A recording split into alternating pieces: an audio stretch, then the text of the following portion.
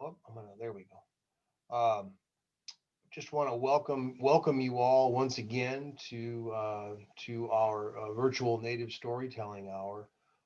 It is my honor to be here with all of you today, and want to just again thank you for joining us for this ongoing series.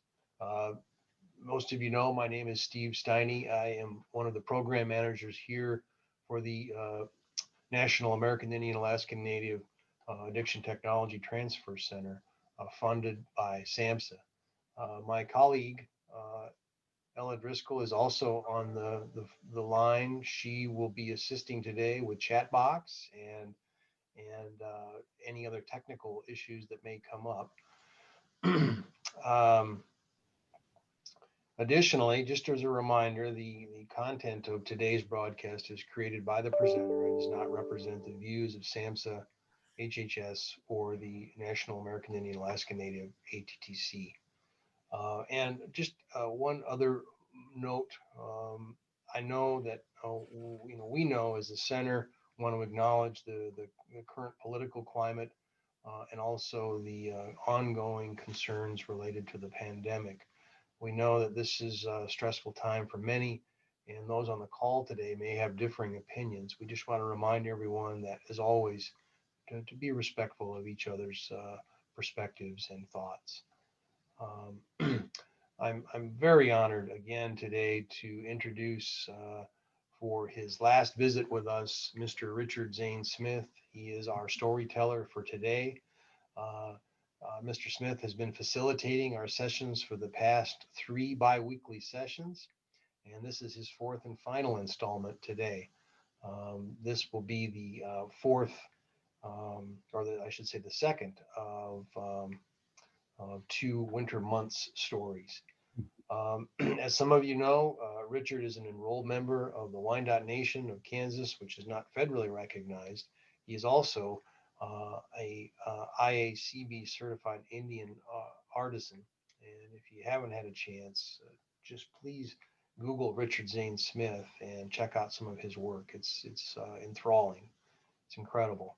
He is an active Wyandotte language and culture revitalization longhouse language and cultural revitalization longhouse ceremonies, and spent 7 years teaching Wyandotte language storytelling in the Wyandotte public schools. Um, so today, Richard's fourth story is called "How Bear Clan Became Healers." He shared with me that it's about an older couple who's surprised by bears who take them as captives. So I look forward to hearing this story today, as we have in the previous weeks of Richard's storytelling. At the close of our time today, we will be posting a short survey link in our chat box. If you're not able to complete this during the broadcast today, we will reach out to you via email and give you another opportunity to complete that survey. We really value and appreciate your feedback. This survey is very short and just takes a few minutes to complete. It will allow us to continue maintaining our funding and may offer some insight into ways we can improve these type of broadcasts. So please take a few minutes at the end of today's broadcast to complete that short survey. We are going to be saving the conversation from the chat and sharing that with everyone. So please be aware of this when making comments or posting in the chat box. We would, of course, remove any sensitive information from this text if necessary. So, as you know, and then we'll also be recording this event for later viewing for any of your friends, colleagues, or family members that missed the broadcast today. As you know, you're currently muted. However, you can use the unmute feature at the bottom left portion of your screen or device. And I think it's in the upper right-hand corner of your screen. If you have any technical issues during the broadcast today, please let us know and we'll do what we can to address those and make corrections. Just a last piece, just an order of business. Our next storytelling event will be held January 5th, 2021. And we have a really interesting storyteller on on the schedule. His name is Kiave Bone. He is from North Carolina. He is Cherokee, and he'll be sharing some stories with us. And I'll just kind of leave that as a cliffhanger. But please, if you are able, feel free to join us for our next installment, January 5th. So with that, I think I've covered everything I needed to. Again, I'm honored to have Richard Zane Smith here with us for our storytelling hour. I will relinquish the floor to him. So thank you. Yeah. Kwekwe o materu. So greetings, everyone. Awaka shuta. I show you my face. And yeah, in this day and age, literally, right? It's like this little box. So yeah, what I was going to share today. First of all, I wanted to say I'm really honored that you guys are here and you're listening. I hope you hear all right. Does everybody hear fine? Okay. I want to talk about how, well, I'm going to share a story about the Bear Clan, specifically because that's the clan of my mother, which is, of course, you know, we're matriarchal. So that's our clan. And among the Wyandot and among a lot of other tribes too, the bears kind of play a special place in our culture for being medicine keepers. And our word for medicine is no quat, de no quat. So first of all, just kind of, I want to talk to you a little bit about our clans. And originally the Wyandot had 12 clans. Now there is some argument about that because some of them don't exist anymore. And some of them might be sub-clans. And that happened a lot where families would drift off. And so we actually have 5 turtle clans. We've got the Amarure Angyawish, which is the big mossback turtle. We've got the striped turtle, which you see up in Ontario. We have a speckled turtle, which also is up there. They're small turtles. It's also called the small turtle.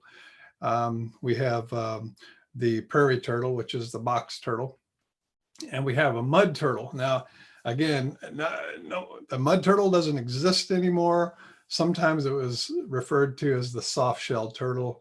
So it's either a soft-shelled turtle or it's a turtle that we know in our stories, it's the one who dug a hole so that the sun could come down into, because it was burning up all the people up there, you know, and it was too hot. So, but anyway, so that's just the turtle clans. And then we have the deer, the bear, we have the beaver and porcupine, and we have the snake clan, and we have Narisqua, the wolf clan. So I believe that's all of them there.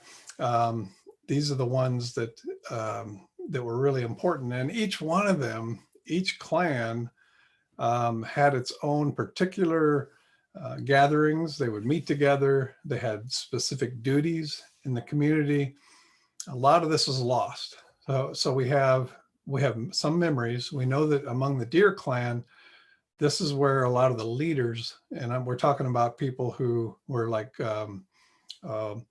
you know, that a community would elect to be their spokesman. The clan mothers would allow this person to be a spokesman over a certain number of villages, sort of like a head chief. We don't like to use the word chief because it's kind of, it makes it sound like a boss, you know, or something, where ours were much more about, no, the chief was a spokesman of the clan mother, basically. And whatever she was saying that this is what needed to be spoken, that's what he did. He spoke, that's what he said. And if he didn't do his job, he would have his headdress removed. And that's, there's still the Mohawk word for a clan mother is the one who holds the horns. And so the clan person who was chosen to be a spokesman would wear a headdress that had these little horns, usually just little deer horns on the side. And that was his mark of distinction. It wasn't like a crown of glory kind of thing. It was just like, okay, he's one of our spokesmen in the village. And it's funny because nobody wanted to do that. Nobody wanted to be chosen to be a clan spokesman because it meant trudging through the snow and, you know, and just opening your house up, feeding all these people. And everybody would much rather be chosen by the clan mothers to be a hunter or a fisherman or even a warrior. But, no, not a rep. I don't want to be a rep. I don't want to have to say what she says. But it was an honorable position. And but anyway, the deer clan was that. We again, there's the turtle clan. There's turtle clans, of course, and each one of them had some purpose.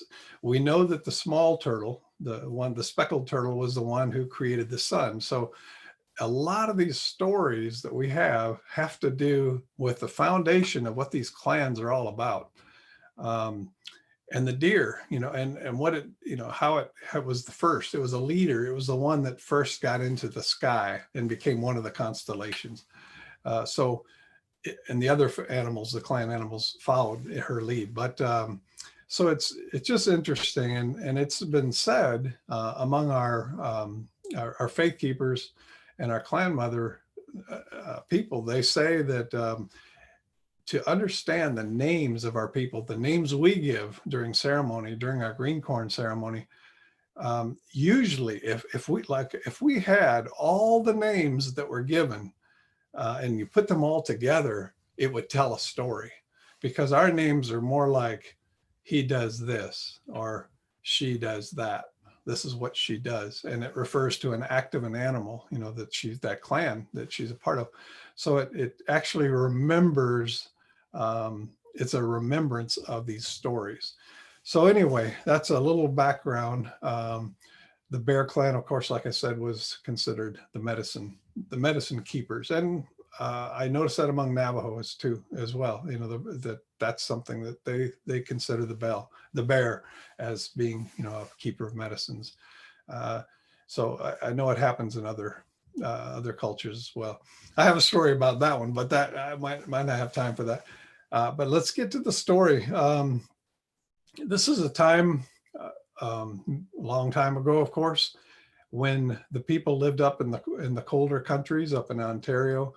And this is a time when the people would live in small villages, some not so small, but they were palisaded villages. And they, during the summer, everybody had their different tasks and jobs. The women worked mostly in the fields and that. And they took care of the pottery making and also raising children, this kind of thing. The men were assigned tasks to go do stuff, so they were sent out. So a lot of times there were not a lot of men in the villages during the summer.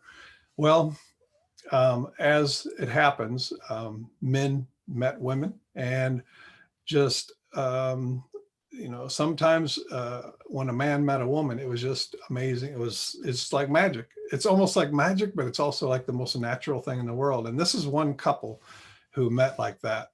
They were each from different villages.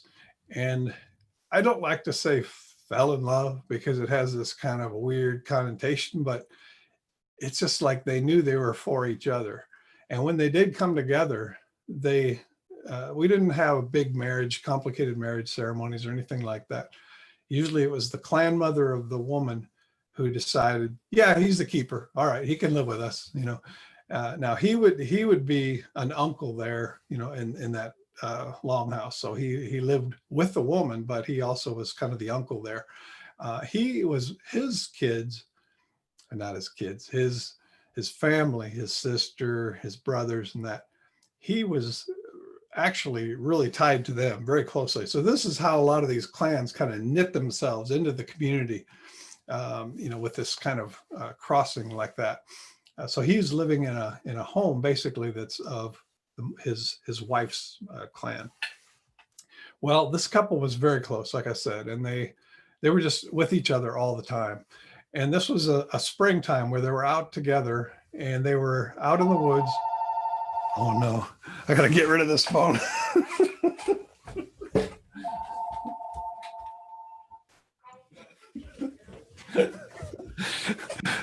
Sorry about that. Okay. So anyway, where was I? Oh yeah. Okay. So it was springtime, and this couple was out in the woods, and they were gathering plants and it was time for picking strawberry. So they were out with strawberries, and they were together. It was quiet. And all of a sudden in the woods, 4 bear just came right toward them. I mean, they looked around and they realized, they were in trouble. There was a bear coming from the north, and he was like this massive grandfather-like bear. And then one from the south, which was a much younger bear. And then on the other side, the east and west, these were kind of, the middle-sized bears, I guess, kind of like the story. But they came and they approached the man. It's almost like they didn't even see the woman. They came right up to the man, and the biggest one just came right up to him and just took his paw and just knocked him down. And the guy fell over. And then he realized something. He goes, you know what? I will not show any fear. I refuse to show any fear. So he got right back up, and he went over to that bear and he just punched him right in the nose, And then it was on, and they were wrestling, and the bear was just playing with him. And the man was playing with him rough. I mean, rough. These guys, the guy was getting bruised like crazy, but he would not, succumb to weakness in that. And finally, once the bear just had a big paw sitting on top of him, and the guy was down, the other bears just looked like they were so amused at all this. And so he takes his paw off. The guy gets up, limping and breathing hard. And the bears came up to them and spoke in Wyandotte. And they came up and they said, "We've decided we're going to keep you. We're going to have you. We're going to have you as our pet, our new pet. We're going to take you home, and you have no choice in this, but you're going to be our new pets." So the bears started herding them a certain direction up toward the north, up in the high country where there were a lot of caves and hills. And as they're walking, the man is just limping along, he's bruised, and the woman is just out of her mind. She doesn't know what to do. She knows her husband's really hurting, but she doesn't know what to do, and she doesn't know if she can make any kind of complaint. But she went to the elder bear. As they're walking, she kind of nudged over to him and said, "Is there something I can do for my husband? He's not going to complain, but he's really bruised badly, and is there something I can do?" And the bear just kind of grumbled something, and he said, "Well, we're going to be coming into a big clearing up here pretty soon, and there's some plants I'll show you. Take some of those plants and chew on them, and pack those on his bruises. You'll see, it'll take care of it." So she was listening really carefully. She just loved her husband. She wanted to see him taken care of. So sure enough, they came into this clearing, and she had to remind him, where's that? No, they know, where's the medicines? Where is that? And the bear just kind of, "Oh, right over there. See those leaves? Go get those." So he did. Well, she did. She went and got some of the leaves and wadded them up, and then she made a little wad, stuck it in her mouth, and chewed on it. And as they're walking, and then she got him to stop, and she put some of those things, packed them around his bruises, and wrapped his legs and his arms that were so bruised. And they just kept walking. He never groaned. He never complained. He just kept going. And the woman was happy because she had at least done something. Well, they walked on, and finally they came to a place where they started climbing. They climbed up into these rocks, and they came to a cave. And it was a pretty big cave, actually, and it was pretty comfortable. It was nice earth on the floor. And the bear said, "This is where you guys are going to live." And one of them was just singing the whole way. He kept singing this little song, "Yeah, to me, what can you say? Yeah, to me, what can you say?" He just kept singing this the whole way until they got there, and he's just like going on and on. And they understood what he was saying. He was saying, "I want to have a new pet. I want to have a new pet." And they didn't at that time quite understand that he was talking about them, but it became pretty clear, in time. The bears came up to him and says, This is where you guys are going to stay. We will bring food to you. We'll come and we'll have fun together. We'll wrestle, we'll tumble, and, you guys are going to bring entertainment for us, and we'll take care of you though. You'll be fine here. You'll like it here. And so they left him, but before they left, they said, but here's a warning. If you ever try to escape and try to get out of here, we will kill you. That's it. That's where we draw the line, but we'll have a good time otherwise. So the bears went off and were doing their thing. And the man and the woman were looking at each other in this cave going, what are we going to do? But they thought, well, let's just ride it out for now. Let's just see what happens. And so time passed and the bears were bringing food to them. There was berries that were mashed up and the cakes dried out in the sun. And so they always had something to eat. But then there was one time one of the bears came to the man and he presented him a little berry pad. And he said, this one is for you only. And the woman was watching and they gave her something a little different, and she's kind of wondering about it, but she didn't say anything. And of course, the man eats it. And after he eats it, he gets so sick. He is just sick. He's just throwing up. I mean, he's turning green. And the woman is she's just so worried. What's going on here? And so she goes running to the bears and she says, my husband is sick. I mean, he looks horrible. Something he ate. What did you give him? And so the bears were looking at each other kind of, mischievously like, so what happened to him? Oh, come and look, and so the bears came and were looking at him, and so the bears were looking at each other going, yeah, I think we gave him too much. Yeah, okay, we gave him too much. Yeah, okay. And she's just begging them, what do I do? What do I do? I got to take care of my husband.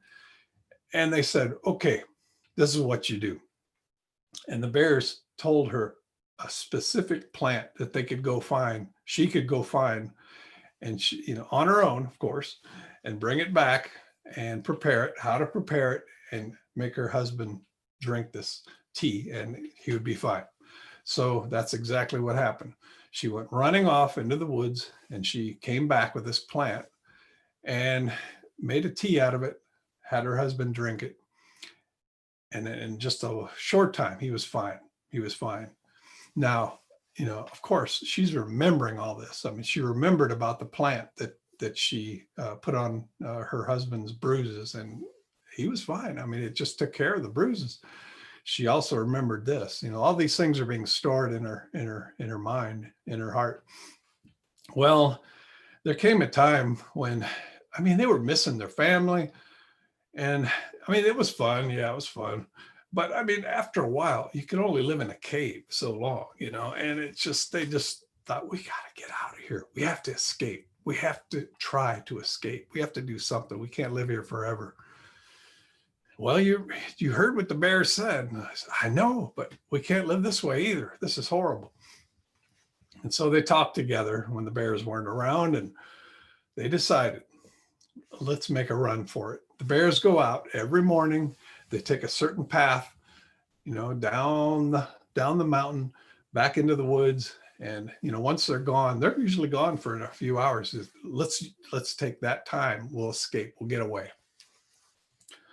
So they planned, and they started putting aside a little bit of food and storing it away. When the bears brought stuff, they would take off a little piece and store it. And finally, the day they decided to do it came, and the bears, they went off to their whatever they were doing out there. Hunting and looking for foods, and the man and the woman said, let's go. And so they went running, and they went the totally opposite direction the bears went. And they're making good time. And they were both feeling pretty strong. And they felt like they were just about ready to get far enough away that they had lost them. And all of a sudden they heard some noises behind them, and here come the bears. And I mean, they are just running with all the speed they can come. And here they are upon him. And they took the man and they just knocked him down. Again, they just totally ignored her. They knocked him down. And one of them just sat on him and just started just whacking on him, just smacking and just clawing him with their claws. I mean, the guy was just shredded. He had, pieces of meat hanging on. I mean, it looked like he was just going to be a piece of hamburger and finally she's just begging. She gets on him and just pulls him off, and please, save my husband, don't kill him. And the bears back off and they said, so is this the way you reward those who take care of you and feed you every day? Is this the kind of appreciation you show? Running off, running away? We told you, and she said she was just so distraught. And she just said, what can I do to heal my husband? Look at him there. I mean, he's dying. He's bleeding all over the place. We got to do something. And the bears, they looked at each other and they go, all right, tell her, So one of the bears came and said, this is what you got to do. And the bear gave her the instruction. He said, you have to make splints out of this kind of wood. You have to do this. You have to do that. I mean, all these things that all the instructions that were given were very detailed about certain plants that had to be packed into those wounds and certain things that had to be done. So she did every one of them. And she stitched him up where he was really bleeding horribly. And they're heading back. And I mean, he's just barely walking. But they make it back to the cave. And all during the time, this walk back, one of the bears singing, yeah, to me, waskin yase, yeah, to me, waskin yase, and they started to realize they're talking about us, they're saying this is the new pet they want. And it started to make them wonder, if they had pets in the past, because what they're saying is a new pet. It's like, well, Waskenya is a pet. Waskenyase is a new pet. So they started worrying about it a little bit. And the woman started kind of peeking in on some of the conversations when the bears were alone. And she would leave her husband and she'd go quietly in the cave and find where the bears were, coming together and listening and overhearing conversations. And some of the bear conversations she couldn't make out. They were using words that she wasn't familiar with, but she did hear some things that really got her worried. They were saying, there's that one mushroom we haven't tried before, and I don't know if it's any good or not. Well, let's try it on this guy. Let's try it. That's what he's for. Let's try that mushroom. So so that's what they would do. They would bring in the food, the berry cakes, and they would mash this mushroom in there with the berry, just pack it in there, and they would bring it right to him and say, "This is your food. Eat it." And they would give her something a little special, something they knew was safe. And so he would try this thing, and of course, again, he would just pass out. I mean, his eyes are rolling back in his head, and and she would totally freak out, and she's just crying and saying, what have you done to my husband? I mean, look at him. He's sick. He's going to die. What do I do? And the bears would look at each other again and say, okay, they know what. This is what you do for medicine. And they'd send her off on a journey somewhere out there. And they knew she'd come back. So, and she would every time she came back with the specific medicines, and she would take him and, heal him and whatever it was. And so she's learning all these things, all these cures. And then this one time, after this, they go, we got to get away. This is just, we can't live like this. We're like, we're being used, as a captive here. This is not like we're really a part of the family among these bears. They're just using us. We're doing these experiments with it, on us. And so they talked about it. The same thing happened. They said, okay, this time, we went downhill. When the bears came after us, let's go up. Let's start climbing. Let's start climbing the mountain, and we'll get away that way, and we'll confuse them. Well, so the day came. They had set aside some food. They packed it away, And once the bears were gone on their journey, doing what bears do out there, the man and the woman got together and they took off. And this time they started climbing the mountain behind them. And they climbed and they climbed and they climbed. And they're getting higher and higher in the mountains. And they're starting to go over really big rocks, huge rocks. And eventually, they think they're safe. They look behind them and here come the bears. I mean, it's like they're climbing these rocks like they were just like pillows or something. They just came flying up that. Next thing you know, they're surrounded by these bears. And the biggest one comes up and says, "So is this the way you treat those who take care of you? Is this the way you show, thanks for all that we've done, feeding you and giving you a safe place to live? Just for that, this is what you get." And the bear just went wham, just knocked him. And he went flying over this rock, this rock ledge that they were on. They went down to the bottom. And I mean, the woman was just horrified. It's like, this poor guy, man. I mean, he gets everything. And she went running down to him and he's laying in a pile. I mean, one leg's sticking this way wrong and the other arm is going that way wrong. And he's just every bone, it looks like every bone in his body's broken. She went up to him and she's just sobbing, and the bears come down singing again. "Yeah, to me, waskin yase. Yeah, to me, waskin yase."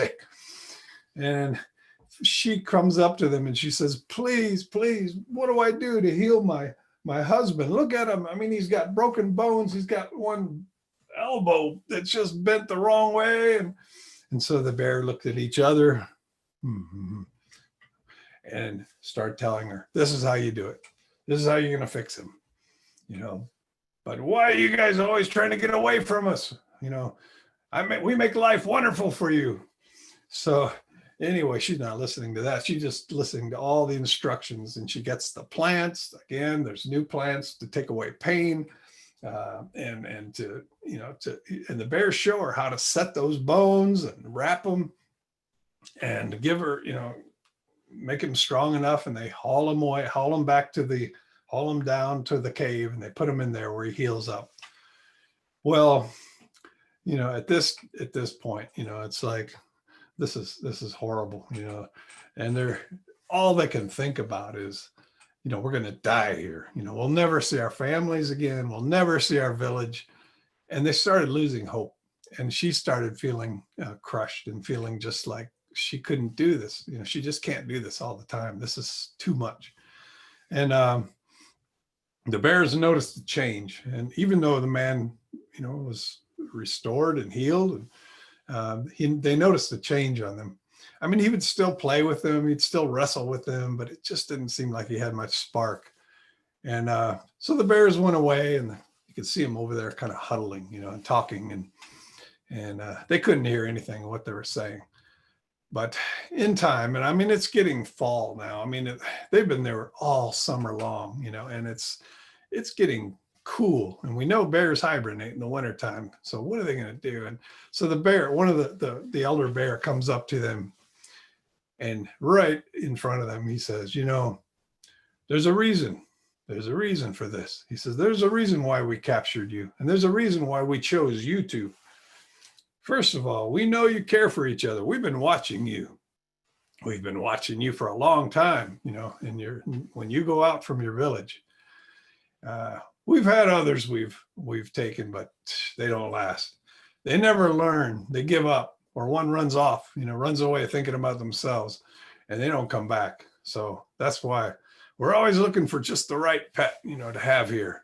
And we have given you, and then now the bear's speaking to the woman. He says, we have given you all the knowledge we have about these plants, out here that we take care of and fertilize and look after.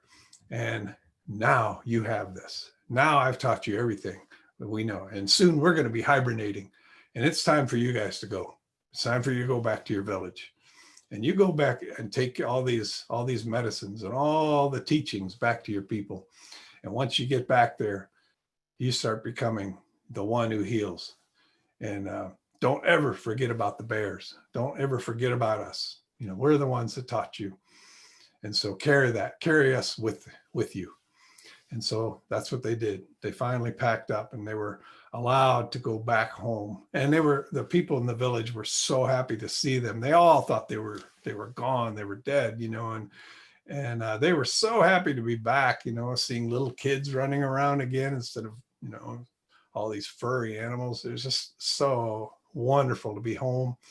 And this woman became like this amazing healer in the village. And it just seemed like there was nothing she couldn't fix. And it was wonderful medicines, powerful medicines, just all out there in the woods they could find. With that knowledge she was given, she was able to become basically the mother of the Bear Clan. So this is one of our stories, and one of the stories that is we've carried on.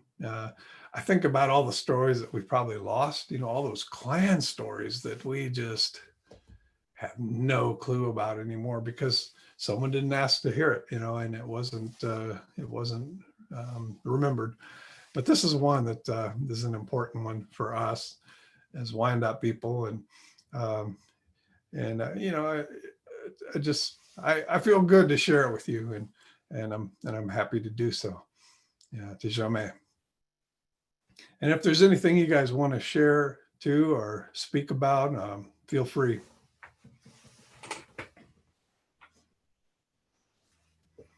Hey there, Jim. Hey, Scano, Richard. First off, say hi to Carol for me.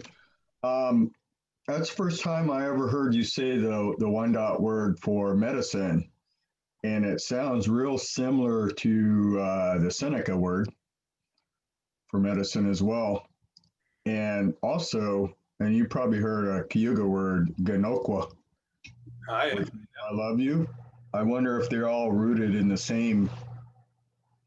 Oh yeah. Yeah, they're all Iroquois languages are all pretty, yeah, once you see the structure, it's all there. Mhm. It's like we say for I love you, we say yondoron kwa, yondoron kwa. And that yon is the part that's me to you. And duron is like the part of the word that you would use for respect or honor or uplifting. So it's not necessarily love as far as the way English interprets love. Right. Be so many different things. It has a lot more to do with I really honor you. I give you honor. Right. So that's yondoron kwa. Yeah. Okay. Yeah. I'm not as familiar with Wyandotte as I am with like Cayuga and Seneca, but I can pick some similarities out. Yeah, for sure. For sure. I know. That's what I like listening to the Cayuga Thanksgiving address too. And I hear I can almost tell where it's, where they are in the address because I hear the certain words, that jump out. Right. Some of them are very different, like we have different words for the moon. So sometimes names for things are different because, it's like our word for deer, right? Ours is skenoto and your guys is teahontes or teahontes, which is, the ears, talking about the ears, the long ears. And ours is skenoto, which is much more about describing its personality as a peaceful animal, skenoto, askenoto. So right. Those descriptions are different. Yeah. Once again, it's real similar to the Seneca and when they refer to a deer, especially when they're referring to the clan. Several years ago, I was up in Buffalo at a training for work, and there were several people from the Seneca Nation there at Allegheny, and we introduced ourselves, and they introduced themselves in English, and one said they're from the Deer Clan, and I really didn't know any better then, and I said Deohotes, and they all started laughing at me. Oh, yeah. Because I just said they're from the Jackass Clan. That's our word too. Yeah, Teahontetsi is the one. We say the long-eared one is the It's the donkey or the mule. Yeah. Oh, Mule Clan, huh? Yeah. Richard, there's a couple of comments here I wanted to share, and maybe you can address these. One, Alice is asking the title of the story, and I had it, but I thought maybe you would want to confirm the name and title of that story. I'm not really sure if there is an actual title for it. So yeah, it would be nice if somebody could come up with a title that kind of wrapped it all up, but maybe about how the bear, let's see. Let's see. Yeah. I don't know how the medicines were given to the Wyandotte, how they became, it'd be like a long, yeah, my idea is going to make it really long. Let's see. How medicines were brought to the Wyandotte, or how the bears brought medicine to the Wyandotte, maybe something like that, maybe. Yeah. And feel free to use the story and, to share it with children or, others, just make sure it's known it's a Wyandotte story, because there's going to be variations in some of these stories, and they will be different, so, because I know we hear a lot of Longhouse stories, and it's like, hey, that sounds like, oh, no, it's a little different. It's like, but sometimes it's those differences are things that like our family left out because they forgot those, or they just didn't think about them at the time, and so some of them are fleshed out, but when you hear other people talking about them, it's like, oh, there's a piece missing in that story. I think this fits in there. This is the part that's missing. So it's kind of neat to hear those. Yeah. Richard, there's another question from George. He asks, could you talk about the significance or the relevance of the Bears song? Yeah. Well, now, this is a song that I kind of put in there myself. This is my, but it's yehe, yeatme, waskinyase. Yehe means I want, or it also means I'm thinking about. So it means yehe. And then yeatme, yeatme means to have it, me to have it. And then waskenya. Waskenya is the word for a pet or even a domestic animal that you would care for. We do have a word for big domestic animals, so that's a little different. But waskenya, when you say waskenyase with se on the end of it, that makes it something new. So it's just that's just part of that I just put in the story. So and I don't know, it adds something, I guess, to. I would imagine they'd be grunting something along their way as they're walking through the woods. So,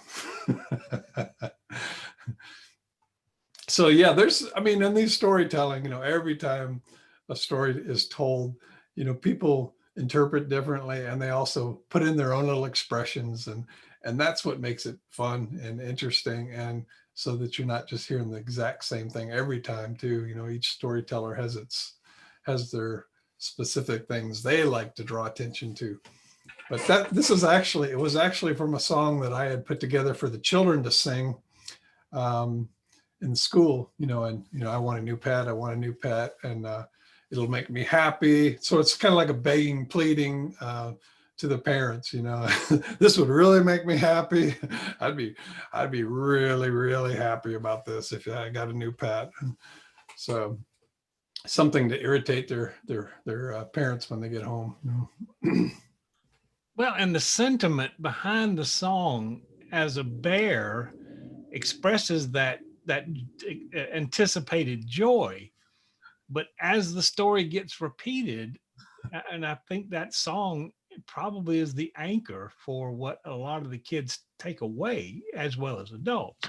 Yeah. But it has a different relevance, I would think, to the people who hear it in the future as sort of an omen of possession and the desire to control and the potential, both positive and negatives of that. Yeah, for sure. Yeah, once you start realizing they're singing about us, it's like, whoa, oh, wait a minute. Thank you. Yeah, you're welcome.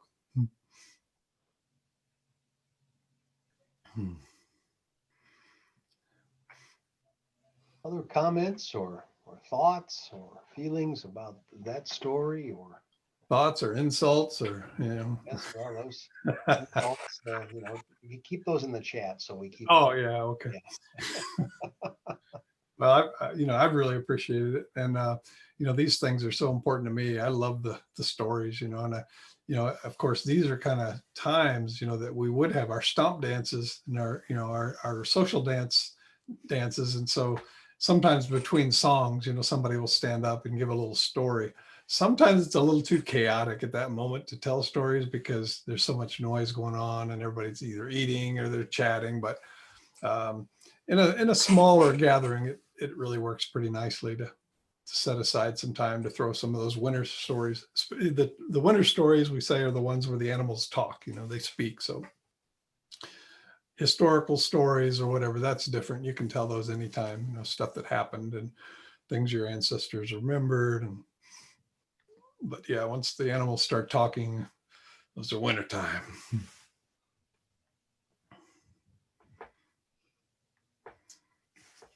A couple other comments or some questions. KP says very engaging story and thanks you.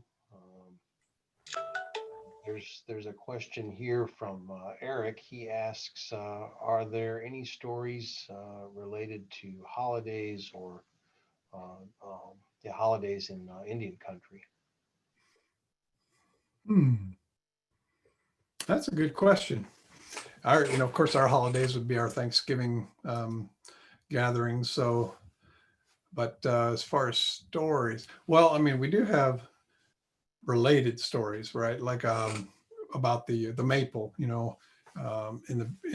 we have our maple ceremony where we gather that sap and we boil, and then so we do that and we make syrup or sugar, and we have a ceremony that comes after that where we pass around a little drink, so everyone gets a chance to have a little sip of that, and we give thanks. We give a special Thanksgiving address and that.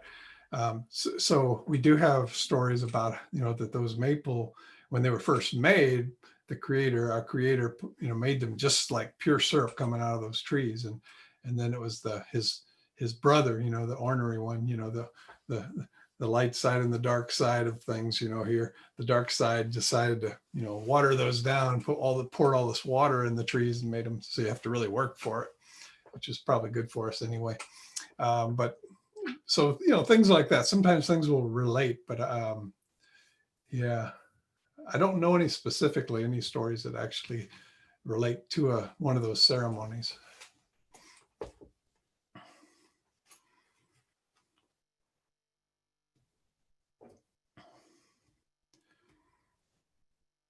We do. I mean, we talk about our the strawberry, as being the first.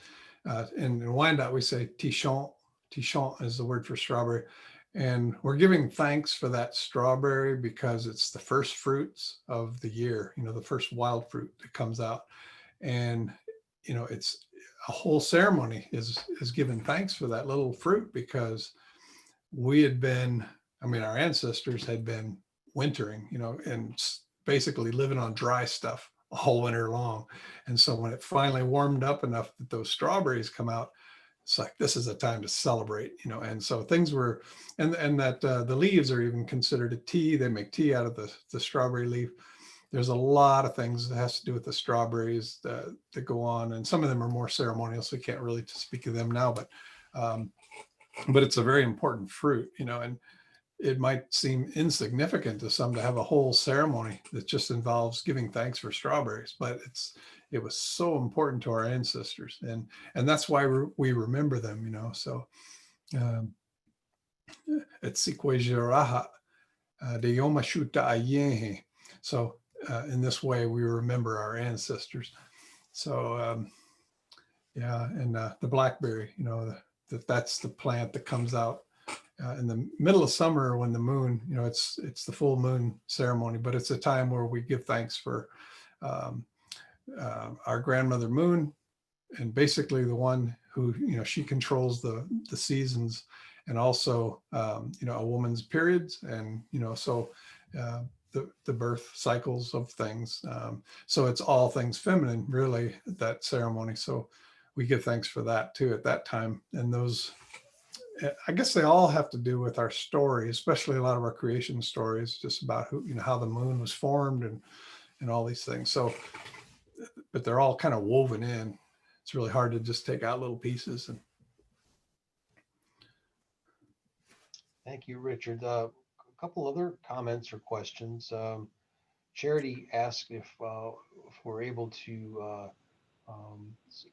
see these recordings or share them with others, and we are able to do this through our YouTube, ATTC YouTube archive. So maybe Ella, if you wanted to post that link for folks there, if they wanted to go and check out some previous broadcasts, you could share it in that way. Yeah. I think that'd be great. I think it would be important for people to, respect our protocols. That there are some stories that we just shouldn't be telling in the summertime. I know there are some people that feel no difference at all, about one story to another, but to respect us, this is what we're trying to do. When we're trying to revive our culture, we're trying to revive everything, so we're trying to,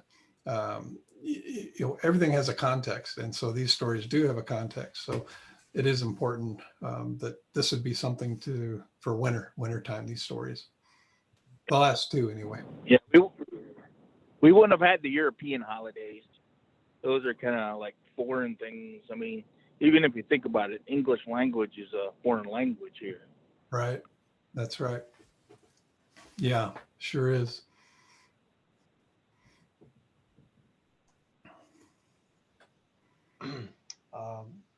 Ed asked, who was the person from around the grove? The person from around the grove.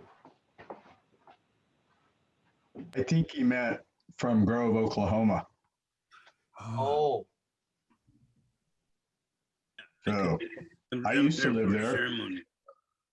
Yeah. Oh, I thought maybe it was something related to the story. No, I'm sorry. That's awesome. Sorry, Ed. That's where Oklahoma came from. They said, "Okay, Lahoma."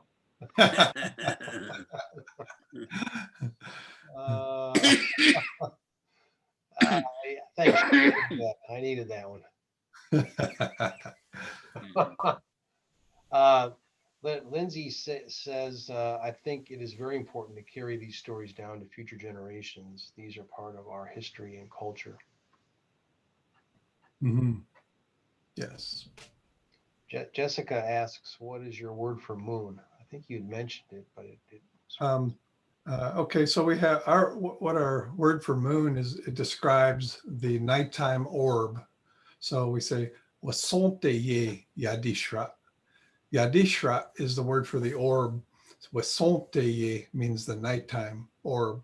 So daytime, the sun would be demeta ye yadishra. So the sun or the moon is wasonte ye yadishra. And we also say yashuta, because that's our grandmother. We say grandmother yashuta.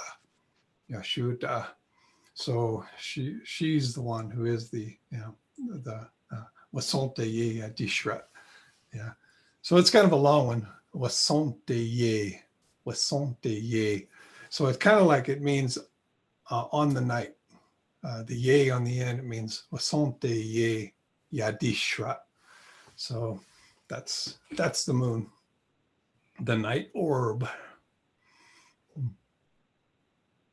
Yashuta, grandmother.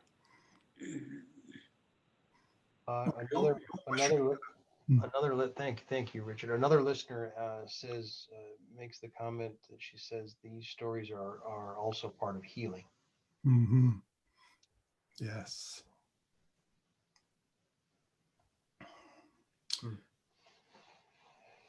I would like to say something, and I'm sorry, but I'm such a slow typer that if I finish to type what I wanted to say, the meeting is over.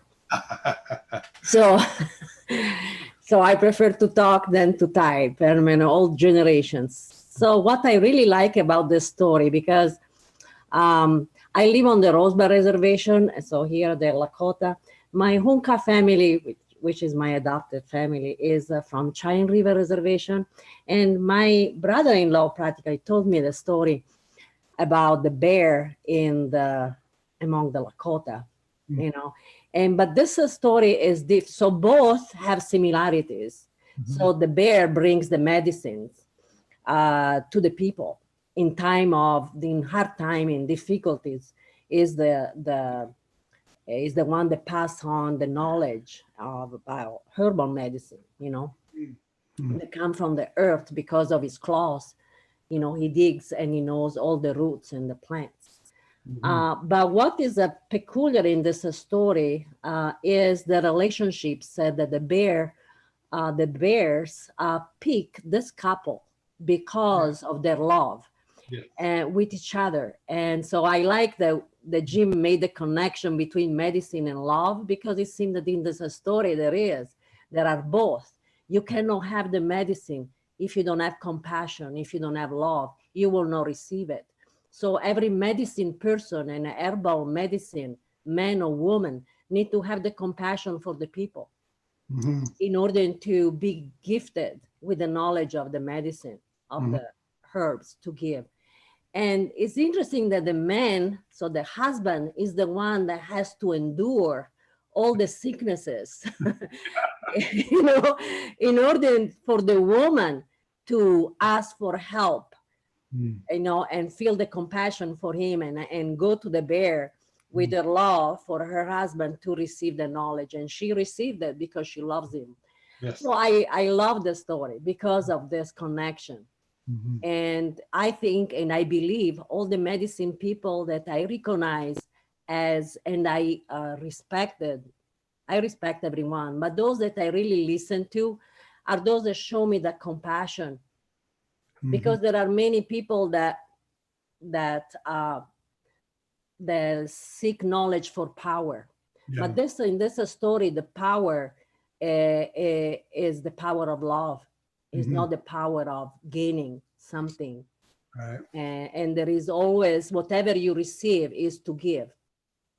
So thank you. Oh, yeah. Yeah. Oh. Is that from the White Horse store?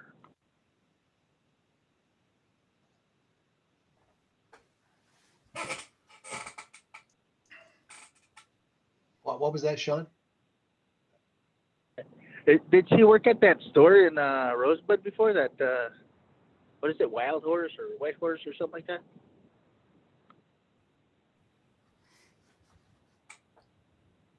Are you asking to who? You. Oh, this is the story of the bear. Oh, I don't. Oh well, it's okay.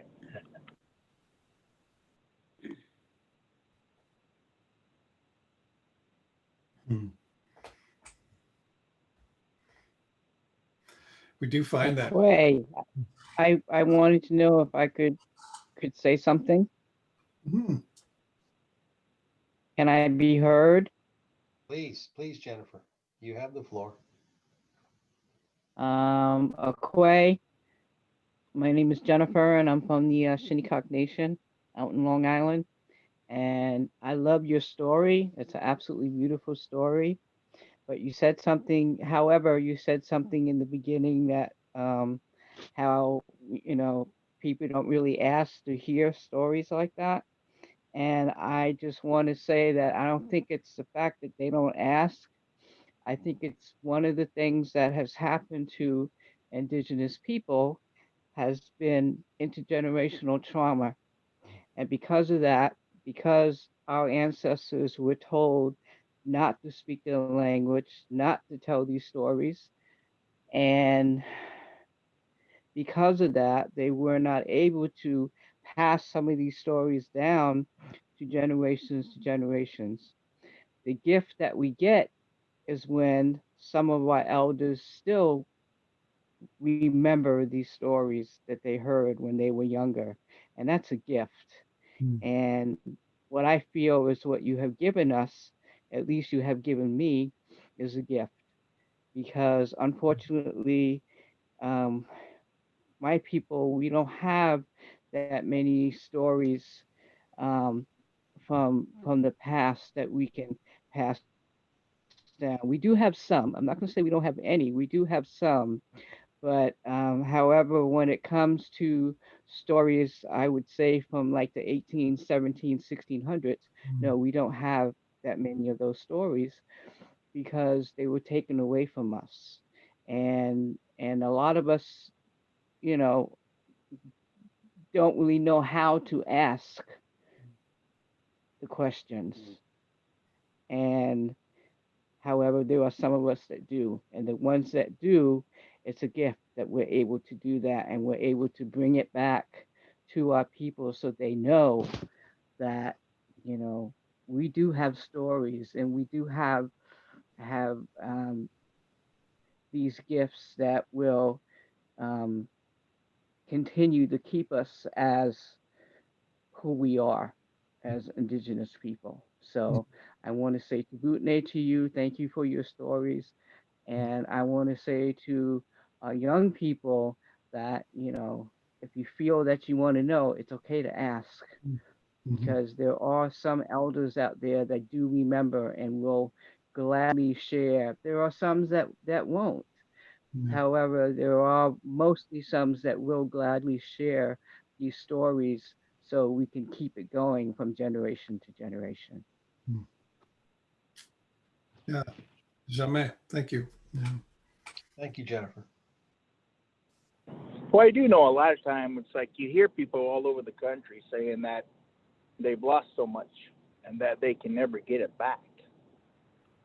Within our tribe here, we believe that's not true. We're always told from childhood that we need to go out there and fast every year. We need to learn that kind of way and to be able to get that knowledge from the spirits. And that old knowledge will come back, the old medicines, the old ways, the old ceremonies, and all those things. I mean, and it's true. I've seen that. I mean, our tribe, even though we might still have some, but our tribe used to be, we had some people that were, you know, kind of from the Medewan society, but they said that when we were at our very strongest was way before that. And I've seen ceremonies come back at that much earlier than the Medewan society was.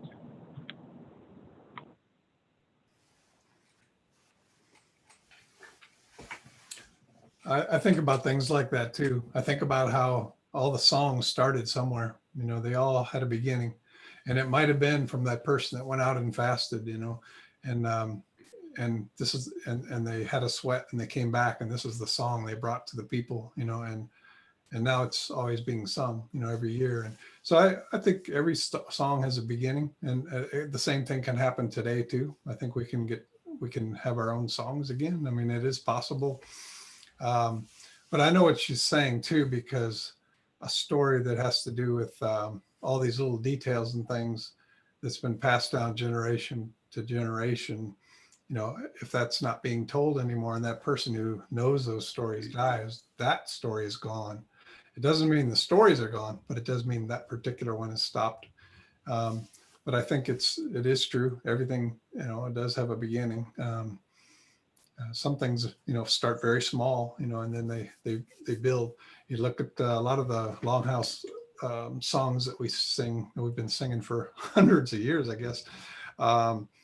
They've evolved, you know, they've changed, they've become a little different, you know, they've become kind of, you know, the way songs are sung at Six Nations are a little different than we sing in Oklahoma. So it's neat to see that, you know, those are all signs, you know, that a culture's alive and it's living and breathing, and new life is being, you know, going into it. Yes, and we're going through a healing. You know, we have to go through a healing, and I feel that these stories are helping us to heal. You know, and that's the you know, to me that's the gift that we get is that we're able to heal Mhm. through these stories.